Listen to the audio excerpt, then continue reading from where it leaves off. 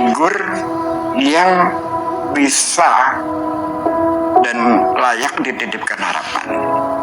Dia punya Selamat datang di podcast Perubahan.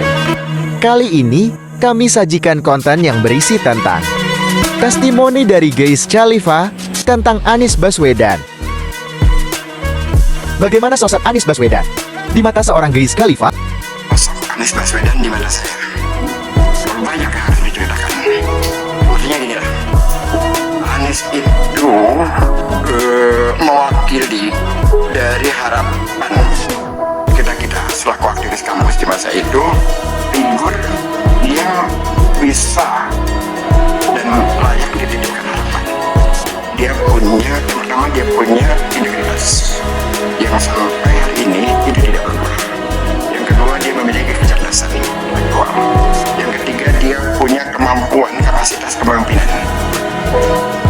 Anies pada saat menjadi ketua senat mahasiswa, saya tidak kenal dengan Anies itu. Dan dia ketua senat itu begitu. Namanya itu kita dengar di Jakarta. Di masa itu belum ada media sosial seperti sekarang. Dan dia melakukan banyak hal di masa dia kuliah itu yang saya baca itu di Tempo.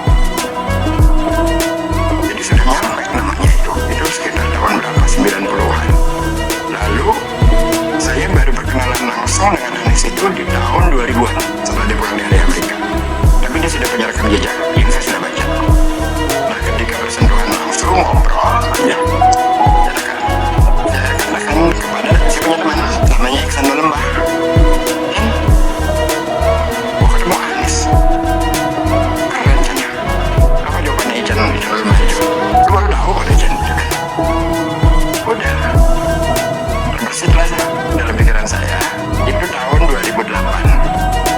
Saya sudah mengumumkan di saat itu secara terbuka Anies calon presiden untuk 2009, yang tentu saja ditertawakan banyak orang. Tidak ada partainya, tidak ada apa gitu. Ya, tapi saya tetap aja jalan terus.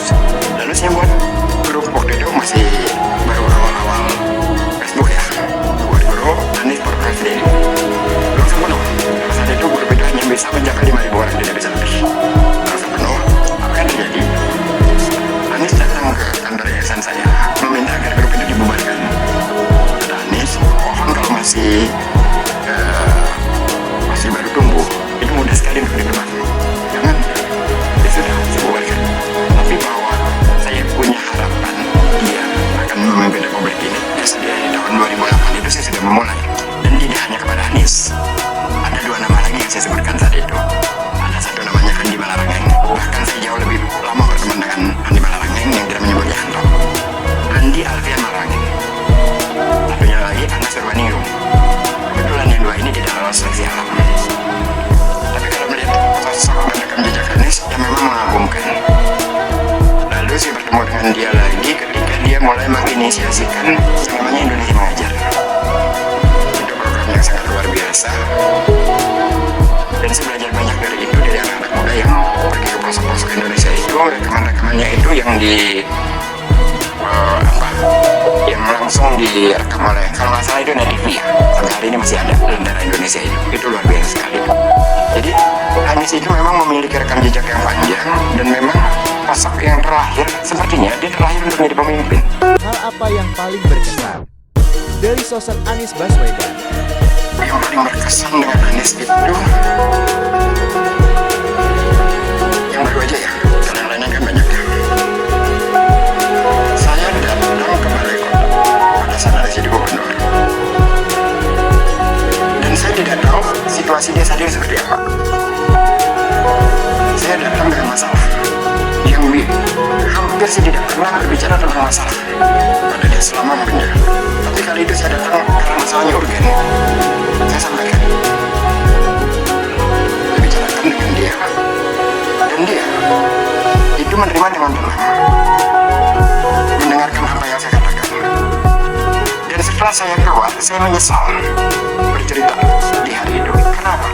Di hari yang sama dia baru mendapatkan surat pembatalan untuk terjadinya pertandingan U20 di Jakarta, yang saat itu ingin mendatangkan Juve, mendatangkan Real Madrid, mendatangkan Barcelona. Itu di hari yang sama. menuju ke airport di Jakarta. Kan dibatalkan di bulan Desember. Yang akhirnya terjadi tetap di bulan April. Walaupun di media sosial kemarin para kalangan otak dikit itu mengelola seolah-olah itu tidak terjadi, benar terjadi di bulan April gitu. Tapi balik lagi ke cerita semula. Bagaimana dia mampu tetap tenang, tetap tidak terkena, tidak mengalami kehilangan fokus ketika masalah sedang menerjang, dan dia tetap mendengarkan apa yang saya ceritakan dan langsung dia mengambil langkah-langkah untuk menyelesaikan masalah yang saya ceritakan tadi. Walaupun setelah saya keluar tadi saya baru tahu bahwa hari itu ada datang surat pembatalan dari Menko Marves. Artinya kan dia sedang terpukul. Hal semacam itu banyak terjadi, banyak dialami oleh Anies, dan dia tetap tidak kehilangan fokus selama memimpin Jakarta. Kan kita kan kalau kita sedang mengalami sesuatu kadang-kadang fokus kita hilang. Anies tidak. Dia tetap dengan berbagai persoalan yang dialami, dan dia tetap bisa melaksanakan tugas-tugasnya dengan baik dan tuntas. Dan kalau mendengar apa yang diceritakan kemarin oleh Pak Anies tentang Formula E yang bahkan membeli aspalnya pun saja susah di tengah situasi itu, kan nggak ada yang dengar masyarakat kan? Itu banyak sekali yang seperti itu, dan kalau dijadikan sebuah buku cerita ke belakang bisa jadi buku tebal berjilid-jilid. Saya kira itu sesuatu yang sangat luar biasa, mengesankan bagaimana seorang pemimpin yang kuat dan tetap tabah, tidak mengalami disorientasi walaupun di tengah tekanan yang sangat luar biasa. Saya kira itu yang berkesan dari saya tentang Anies di masa sekarang setelah dia menjadi gubernur. Tapi kalau sebelum, ya kecerdasannya, santunnya, yang semua orang sudah tahu. Tapi hal-hal yang dibalik itu yang membuat saya, ini orang memang luar biasa ya.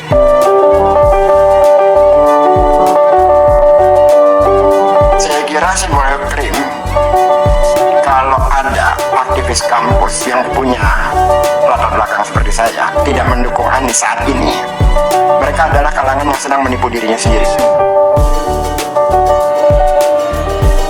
Apa yang dilakukan oleh Anies? Yang dilakukan oleh Anies adalah membangun keadilan sosial. Yang dilakukan oleh Anies adalah kesetaraan. Yang di masa kita di kampus dulu berteriak saat itu, dan sekarang ada seorang figur yang melakukannya. Salah. Bagaimana persoalan air bersih di Pulau Seribu dia bereskan. Bagaimana struktur pendidikan di Jakarta ini yang saya tahu persis. Struktur pendidikan di Jakarta, terutama SMA, SMP, itu menjadi terbelah antara yang kelas menengah. Ini negeri ya, bukan swasta. Antara yang kelas menengah dan yang tidak.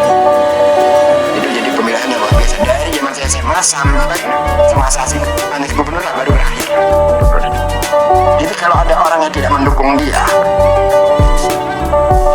dengan alasan di luar alasan kedengkian, semata-matanya kedengkian, karena itu adalah mimpi kita di masa kita kuliah. Dia seorang tokoh yang satunya kata dengan perbuatan, jauh dari persoalan korupsi, jauh dari persoalan yang imoralitas. Keluarganya baik, anak-anaknya baik, tidak pernah aneh-aneh. Seluruh hidupnya itu bisa terlihat, terbuka, dan rekam jejaknya bersih. Jadi apa persoalan kita tidak mendukung Anies?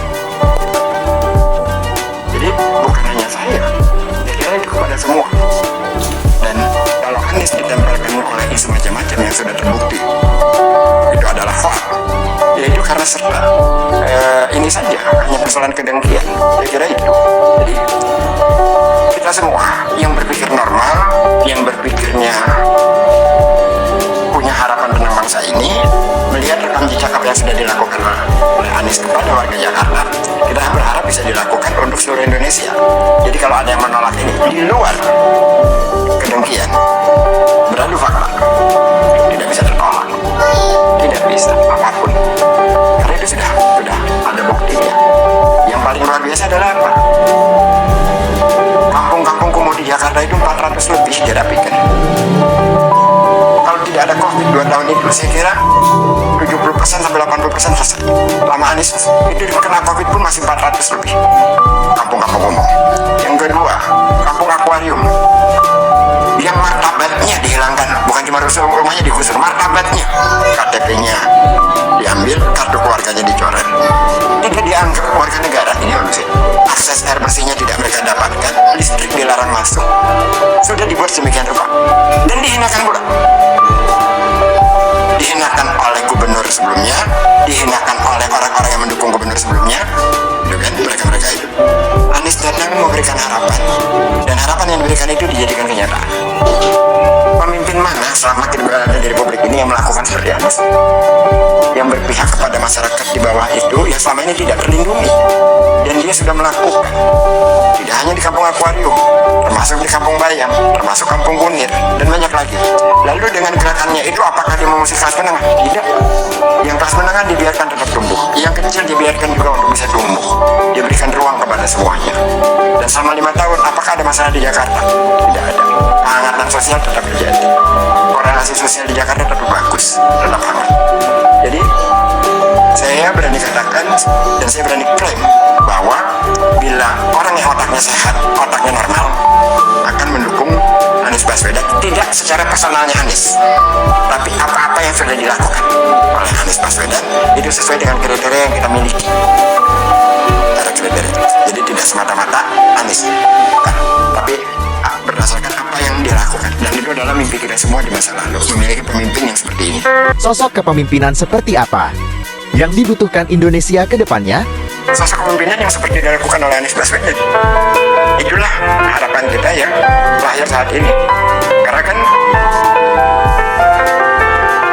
yang kita inginkan kan demokrasi waktu itu ya. Di era saya tentunya. Tahun 80-an kan era gelap. Kita berharap ada demokratisasi. Kita berharap ada keterbukaan, ada transparansi, ada kolaborasi. Kriteria pemimpin seperti itu yang kita inginkan ke depan. Yang bukan hanya mengambil kebijakan melalui kepentingan dari pusat, tapi mengambil kebijakan berdasarkan apa kebutuhan masyarakat dan suara dari masyarakat. Dan itu juga dilakukan menjadi sebuah gerakan bersama. Dan itu selama ini yang sudah dilakukan di Jakarta. Dan untuk saat ini yang muncul adalah memang Anies, mungkin banyak lagi nama-nama lain, cuma belum terekspos, belum kita dengar. Tapi yang sudah ada saat ini yang sesuai dengan kriteria-kriteria itu adalah dan kalau ingin Indonesia seperti Jakarta, ada keadilan, ada ruang partisipasi bagi warga, ya, yang sudah dilakukan oleh Anies Baswedan itulah. Karena selama dia memimpin Jakarta itu semuanya itu berdasarkan kolaborasi dengan masyarakat banyak. Saya kasih contoh satu. Taman di Jakarta itu ada 400 lebih yang dibangun baru dan direvitalisasi. Taman-taman itu tidak ada yang template. Taman-taman itu semuanya beda-beda. Bagaimana cara dia membangun taman itu? Dia tanya kepada masyarakat di situ. Yang kedua, dia baca datanya berapa umur lansia, berapa banyak, berapa yang anak bayi, berapa yang disesuaikan dengan kondisi masyarakat. Jadi itu hal yang selama ini kita tidak pernah pikirkan. Kan biasanya kalau pemerintah daerah itu bikin apa-apa, mereka gambar, mereka rancang, mereka bangun, mau dipakai nggak dipakai ya terserah, yang penting mereka sudah melaksanakan tugasnya. Anies tidak.